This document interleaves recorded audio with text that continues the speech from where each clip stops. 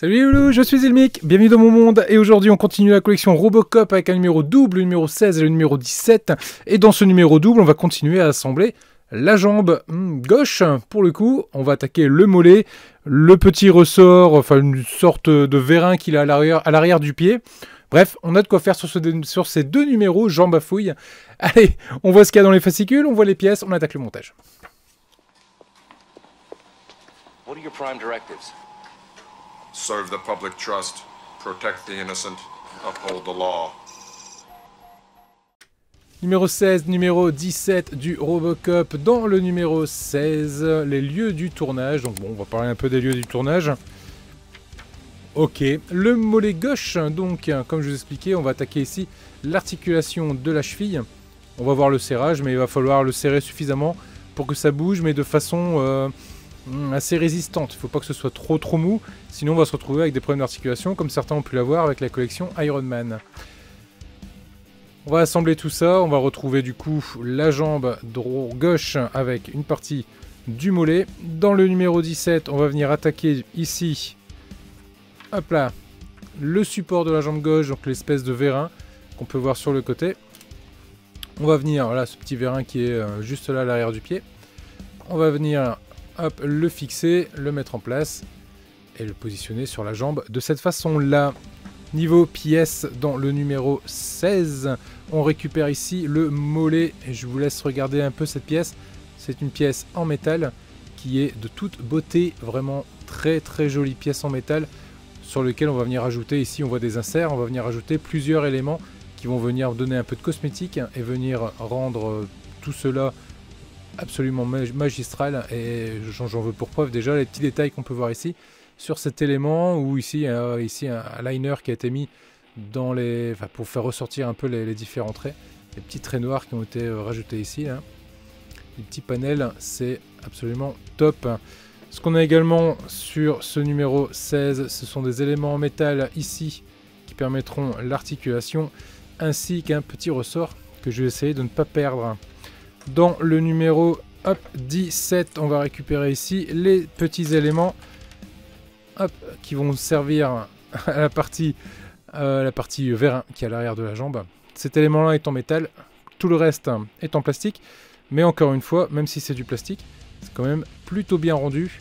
L'effet est là, le petit liner également a été mis pour faire ressortir les reliefs.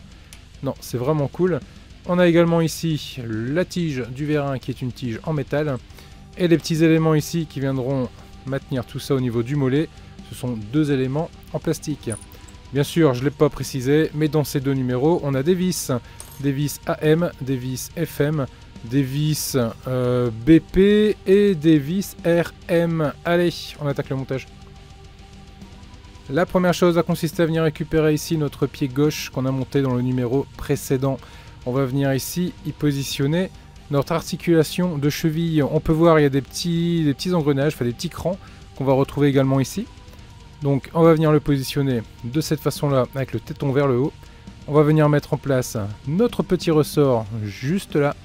Et enfin notre élément en métal de cheville, d'articulation de cheville qu'on va venir positionner de cette façon-là. Sur cet élément ici, on a ici un ergot qui va venir se coincer ici et qui va venir naturellement limiter le mouvement de la cheville pour pas aller trop loin et venir saccager et complètement mettre en défaut notre chère cheville de notre cher Robocop. On vient récupérer une vis RM qui est une vis épaulée. Comme on va visser dans du métal, ce qu'on va faire c'est qu'on va venir récupérer un peu d'huile. Je prends mon petit R2D2 huileux, je trempe ma vis dedans et je viens gentiment serrer cette pièce. Et c'est là où on va jouer un peu sur le serrage. Et on va essayer de faire en sorte que ce soit dur, mais toujours manipulable. Là j'ai serré assez fort et là on peut voir, ça bouge. Mais voilà, on sent que c'est dur. J'en chie un peu. C'est un peu ce qu'il faut, hein. C'est l'effet qu'il faut rechercher. Et là on voit bien ici avec la butée que c'est quand même assez limité dans le mouvement. Mais ah ouais, ça bouge. On est pas mal. Ça ne bougera pas tout seul, c'est le principal. Là on est pas mal, je suis assez content du résultat. N'hésitez pas, vous serrez, vous redesserrez un peu jusqu'à ce que vous soyez content de votre résultat. Moi ici pour le coup, j'en suis plutôt ravi. On vient récupérer ici notre élément, hop là, le mollet tout simplement. Et là on se rend compte qu'on a ici un gros trou, un petit trou. Donc forcément ici on va avoir un gros téton, un petit téton. Et donc l'idée ça va être de venir de cette façon là, le positionner dessus.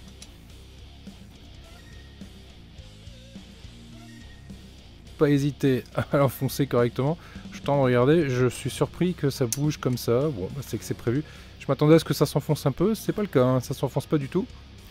Donc on vient le positionner comme ça et on va venir positionner une vis FM dans le trou qu'il y a au-dessus. Vis FM, vis épaulée, M comme métal. Donc on va mettre un peu d'huile pour faciliter le serrage et surtout ne pas abîmer cette pièce.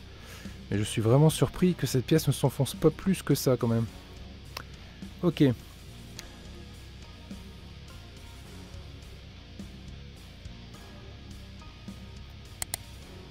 Un peu d'huile et je viens serrer tout ça.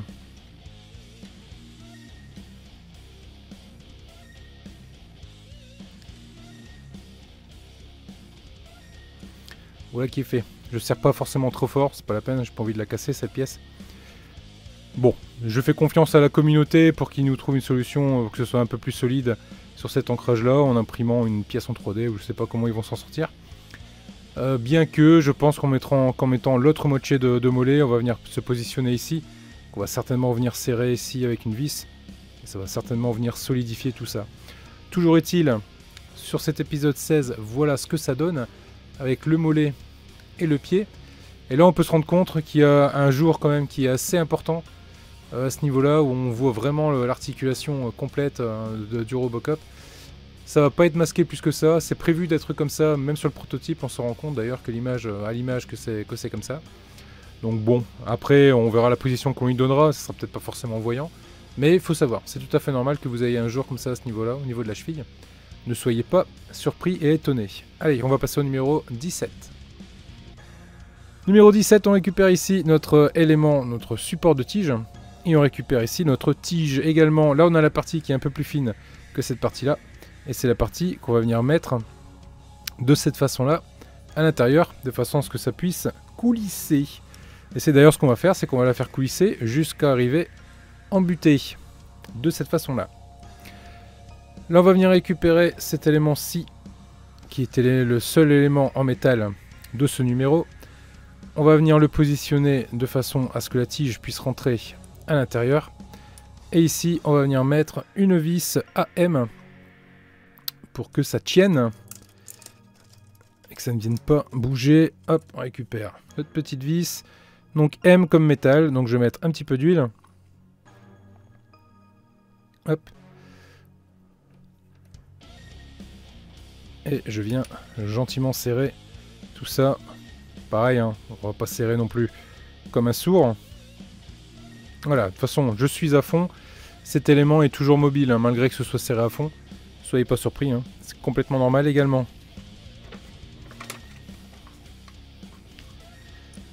De ce côté-là, on va venir positionner une première demi-lune qu'on a ici. On a l'emplacement qui est prévu pour venir mettre la rotule. On va récupérer du coup le second élément qui est juste là. On met en face à face les tétons ensemble de cette façon-là. Et on va venir visser avec deux vis BP.